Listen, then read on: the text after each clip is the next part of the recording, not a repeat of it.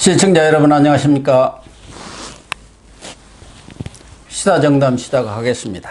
시청자 여러분, 오늘은 김명환 전 과기부 장관님 모시고 딱 일주일 앞으로 다가온 국민의힘 경선 판세를 비롯한 전국의 하주시 점검해 보도록 하겠습니다. 네, 일주일이 아니고 이제 3일 후에 이제 사실상 뭐 3일 후면은 시작이 됩니다만은 예. 11월 5일까지는 딱 일주일 남았습니다. 11월 5일이 금요일 아닙니까? 1일, 2일 아마 1일, 2일, 3 안에 결정되는 거 아니에요? 그러겠죠. 3, 4일 또 여론조사 하면 그때 결정이 되는 거죠. 지금 우리 김명환 장관님에 대해서 본인 스스로는 영환도사다 이렇게 얘기했는데 이 시청자들은 공명 뭐 영환 뭐 이렇게 얘기하시는 것 같아요. 예, 재괄 공명으로 붙여주시는 것 같아요. 공명도사 안 가고 방통 정도만. 예, 원래 본인이 방통 정도로 몸을 낮췄는데 재괄 공명 수준으로 지금 시청자들이 급을 한 방에 갑니다. 올려놨습니다. 이걸 예측하는 걸 하다가 한 방에 가기 때문에. 그래도 우리 김명환 장관님이 1차, 2차 컷오프 거의 다 마쳤습니다.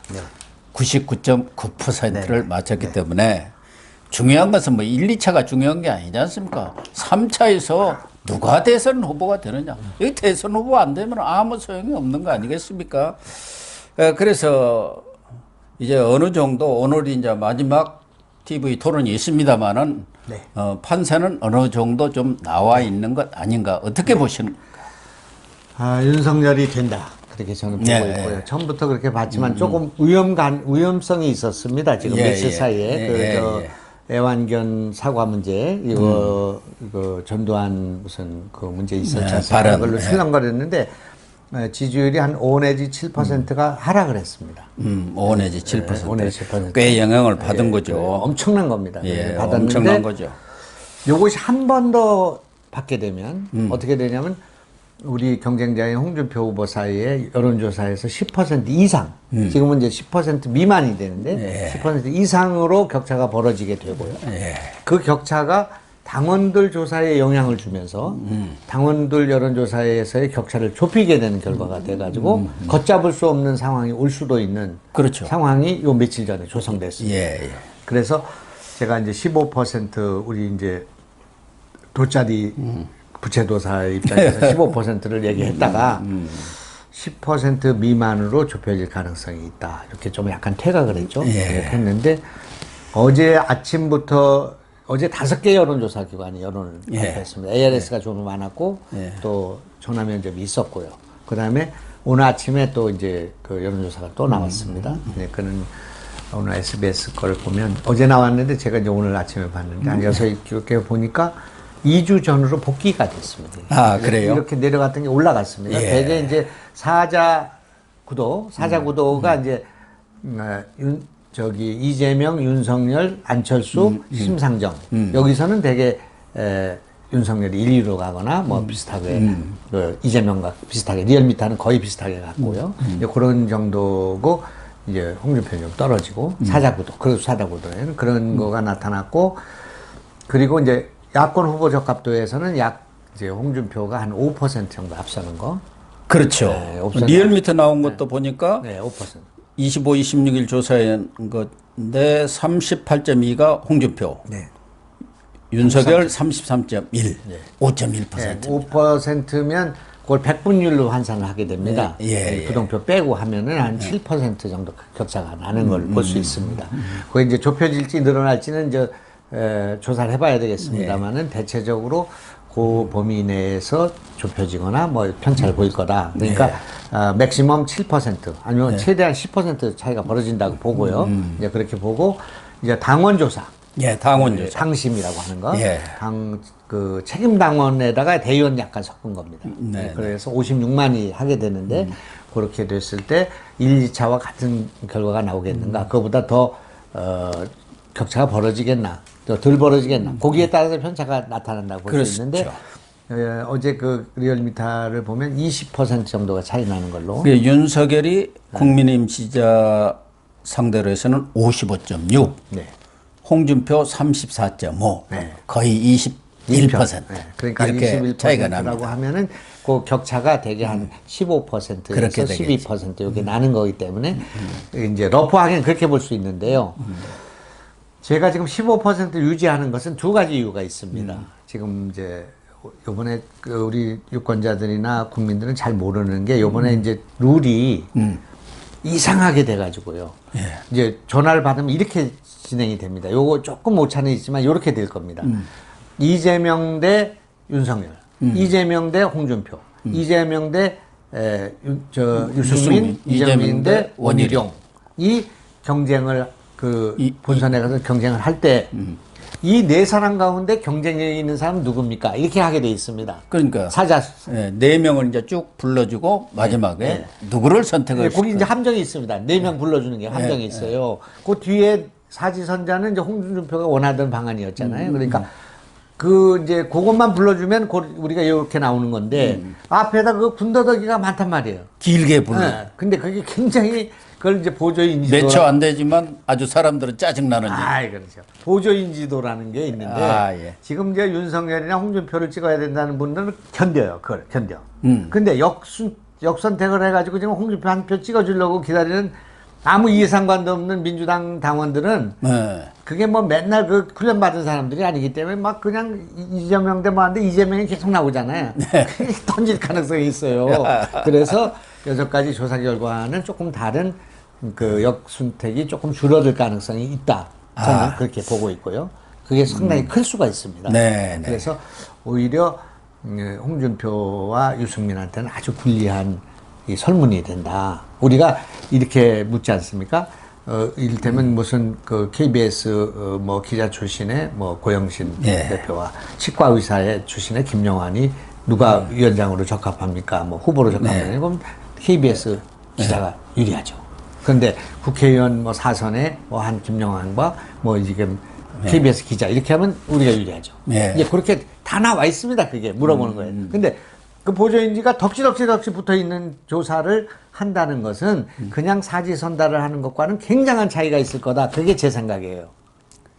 그런데 또 일부에서는 그 여론조사를 전문으로 하신 분들은 그 앞에 그 덕지덕지 붙은 것 때문에도 민주당에서 홍준표를 지지하는 사람들이 좀 짜증을 낼 가능성도 있지만 대다수 사람들은 앞에 얘기는 안 듣고 뒤에 얘기만 듣기 때문에 그 마지막에 들리는 얘기를 듣기 때문에 실질적으로는 홍준표 쪽이 주장하는 쪽에 더 힘이 실린 그렇죠. 설문이다. 일반적으로 그렇지만 그 범위 내에서는 이것도 약간의 영향을 줄 수 있다. 그러니까 5 내지 8% 진다는 거는 지금 그 사지선다형으로 나온 거 아니겠습니까? 그러나 앞에 붙어 있는 걸로 볼 때는 4 내지 5로 줄어들 가능성도 있다. 그런 말씀을 이제 드리고 싶고요. 그 다음에 두 번째는 지금 여기 지금 조선이나 리얼리미터의 조사는 국민의힘 지지자들 가운데서 55대 35가 나온 거예요. 예, 그렇습니다. 그죠? 국민의힘 지지자라는 것은 국군 장병들한테 여론조사한 거예요. 그런데 이 책임당원들 조사잖아요. 우리 조사는 56만 명은 그 중에서 책임당원, 우리나라의 1,500만 가운데서 국민의힘 지지자를 갖고 한 거라면 요거는 56만은 정예병대를 갖고 조사하는 거거든요. 그렇기 때문에 수도경비사령부에서 조사하거나 아니면 혁명수비대 청와대 경호원들 갖고 하는 거예요, 이게 지금. 그렇기 때문에 격차가 더 벌어질 가능성이 있다. 그렇게 봅니다. 근데 그 중에 이번에 새로 들어오신 분들이 당원들이 한 19만 되지 않습니까? 18만쯤 된다고. 뭐 어쨌든 18이든 19만이든 그분들이 대부분 한 절반 정도가 2030이고 또 들어오신 분들의 상당수가 수도권에서 들어왔다는 거예요. 이런 것들이 또 하나의 변수가 될 수도 있지 않겠느냐. 그러니까 그동안 당심에서 윤석열 후보가 훨씬 앞섰는데 그걸 좁힐 수 있는 가능성이 있고 지금 전두환 발언이라든가 개사과 때문에 일반 여론조사에서는 오히려 격차가 좀 더 벌어질 수가 있기 때문에 그런 것들이 막판에 중대 변수가 되지 않을까 하는 그게 이제 한계가 있을 거로 보는 것은 이제 10대, 20대, 30대, 40대까지가 35%. 56만의 분석이.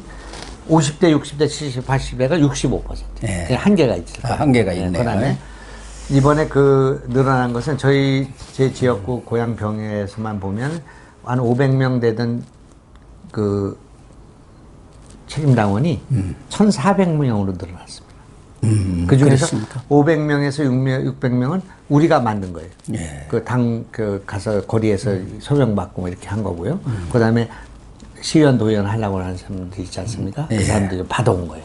그래서, 그리고 이제 온라인으로 온 사람들이 이제 아까 얘기한 그건데 한 지역구당 100명쯤 될까 안 될까 모르겠습니다. 그래서 이제 그거는, 그게 이제 사실은 누가 혁명 지도부에서, 민주당 지도부에서 막 카톡방에 돌고는 있는데, 이해 상관없는데, 지금 먹고 살기 바쁜데, 코로나 와 있는데, 거기 와서 그거 누르고 거기 기다릴 사람들이 그렇게 뭐 막강하게 막 몇만 명이 들어오는 거는 참 쉽지가 않아서, 예. 원래 역선택이 없다 그랬던 거거든요, 사실. 근데 이제 지금 보니까 역선택은 있어서 홍준표가 자기 지지율은 18점 얼마밖에 안 됩니다. 4강으로 예. 했을 때. 근데 거기다가 이 역선택이 와서 붙고 또 이제 덤이 붙고 하다 보니까 지금 윤석열을 제껴가지고 지금 이 야권 후보 적합도에서 1등으로 가는 거거든요. 예. 그래서 이제 이런 거를 보면은 변수는 되나 큰 변수는 아니지 않겠나. 그게 이제 제 생각입니다. 리얼미터에서도 나온 거 보면은 민주당 지지자 예. 그 사람들은 홍준표가 45.1입니다. 유승민이 19.9. 윤석열은 9.3%뿐이 안 되니까. 그러니까 이게 민주당 지지자로 보면 한 5배 정도가 홍준표 후보를 지지한다고 보는데 이 사람은 본선에 가면 다 떨어져 나갈 사람들 아닙니까? 그러니까 이제 역선택. 그러니까 이게 역선택의 그러니까. 가능성이 충분히 이 리얼미터 조사만 보더라도 예. 그게 이제 로우 데이터를 보면 우리 이게 알 수가 책임 있어요. 당원들과 우리 핵심 당원들이 그걸 이해를 하고 있단 말이에요. 지금 윤석열이 많이 나오지만, 아니, 홍준표가 많이 나오지만, 저게 본선 가면 이거 헛방이라는 예. 걸 알고 있단 말이에요. 그래서 2차 컷오프 이런 때도 책임당원들이 지켜줬지 않습니까? 문제. 당을. 예. 윤석열 후보를 그때 지켜줬죠. 이준석 나갈 때도 이준석의 문제점들을 당원들이 우려해가지고 나경원이 책임당원에서 이겼거든요. 예. 그때 그 돌풍 속에서도. 이제 그런데 지금 이제 제가 보니까 민주당 당원들, 그 다음에 열린민주당이라고 있습니다. 그 당원들, 네. 그 다음에 문재인 대통령 잘했다고 하는 분들, 네. 그 다음에 특검이 지금 검찰이 수사를 잘하고 있다는 분들, 그런 사람도 있기는 있는 모양이에요. 특검을 받아서는 안 된다는 사람들 있잖아요. 예. 여기서 홍준표의 지지가 약 4배 정도, 3.7에서 4.2 정도가 높아요. 예. 그러니까 이거는 헛방이라고 봐야 돼, 이게. 그래서 이제 이것 때문에 우려하고 있는 거지, 지금. 어쨌든 윤석열 후보가 최근에 말씀하신 대로 전두환 발언이라든가 개사가 때문에 상당히 영향을 받았었는데 지금 반등을 한 거 아니겠습니까? 지금 리얼미터라든가 최근에 바로 어제 오늘 나온 이런 여론조사를 보면은 그 반등 이유가 어디가 그러니까 있을까요? 정확히 2주 전하고 같습니다, 지금 조사가. 예, 그러니까요. 2주 전으로. 그래서 뭐 사자에서는 윤석열 우위가 꽤 나오고요. 그 다음에 뭐 야권 후보 적합도에서 5부 정도 치고 그때 2주 전하고 똑같이 갔거든요. 그래서 이제 이 반등의 이유가 뭐냐 하면은 직접적인 이유와 포괄적인 이유 두 가지가 있는데 직접적인 이유는 이제 손준성의 구속영장 청구가 그렇죠. 기각된 거예요. 예. 그거를 딱 보니까 야, 이거 윤석열 죽이기네. 이거 명분이 없는 짓이네. 예. 고발 사주에 대해서 상당히 걱정을 했거든요. 예, 그리고 그렇죠. 윤석열이 저게 저 고발 사주는 걸려든 거 아닌가. 조성은도 있고 뭐 박지원도 있고 막 나오긴 했습니다만은 그러니까 야, 그거 그럴듯 하잖아요, 그게. 예. 그리고 손중선 보내면 이게 적혀 있으니까. 그랬는데 이게 보니까 조사도 안 하고 체포영장 기각되고 구속영장 기각되고 이게 보니까 이건 아니잖아. 네, 이건 그렇군요. 윤석열 죽이기네. 근데 그 경선에 개입하네, 이놈들이. 네. 이게 이제 드러났단 말이에요. 그래서 그것이 직접적으로는 좀 이제 풀린 거가 하나 있고요. 만약에 영장이 구속됐으면 그 다음에 이제 윤석열 저거 참 어려운 상황에 처할 뻔했죠. 어떻게든 저쪽에서는 구속을 시키고 그다음에 윤석열 포토라인이라도 한번 세우려고 한 거 그러니까 아니겠습니까? 공수처가 나는 여기까지 생각했다고 생각하는데 그 구속영장 발부하는 판사가 중앙대학교 출신이에요. 그리고 호남 출신이더라고요. 그러니까 했는데 그분도 명예가 있고 그럼 자존심 있죠. 자존심이지. 양식이 있고 이건 양심이 아니라고 있죠. 생각한 거예요. 그래서 기각하니까 수포로 돌아간 게 하나 있고요. 두 번째는 사람들 잘 생각 못 하는데 이 노태우의 죽음이 요때 또 이제 발생을 한 거예요. 그래가지고 상당히 그 추모 분위기가 있고 저는 노태우 전 대통령 그 6.29 선언하는 현장에도 있었고 그 다 해설도 쓰고 그런 기자 생활을 했었고 뭐 노태우 전 대통령 청와대 대통령 할 때도 제가 출입 기자도 했고 그랬었는데 어쨌든 그 분위기가 상당히 우호적인 것 같아요. 전두환하고는 좀 다른 반응입니다. 이제 그 첫째는 이제 사과를 했고요. 용서를 구한다. 죽으면서 그런 얘기한 거. 본인이 그랬는지 뭐 평상시 얘기인지 모르겠지만 두 번째는 이제 그 아들이 가서 광주 묘역에 가서 쌓아온 거죠.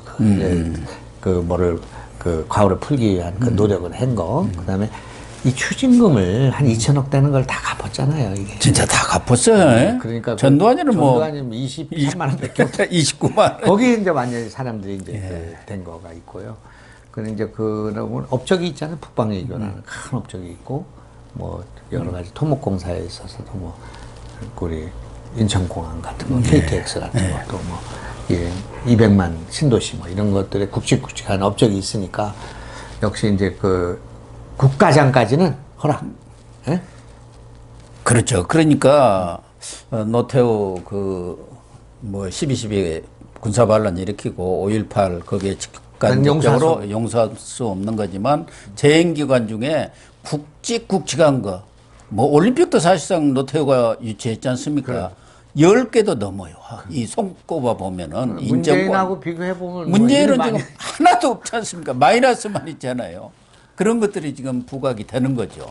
그래서 역시 이제 정치인은 그 업적으로 정책으로 말해야 된다는 걸 보여주는 일이고 노태우가 뭐 여러 가지 비난도 받고 조롱도 받았지만 그래도 사실 그 과도기에 6.29라는 걸 만들어서 직선제를 어떻게 받아들이니까 우리는 좀 김대중 김영삼으로 대통령 됐으면 이렇게 원했지만 거기까지 우리 못 간 건 우리 탓도 있으니까. 그렇죠. 그러니까 양김이 분열한 것은 이런 이쪽 과정에서 강아지가 홀로 도망가서 안 보인단 말이에요. 강아지가.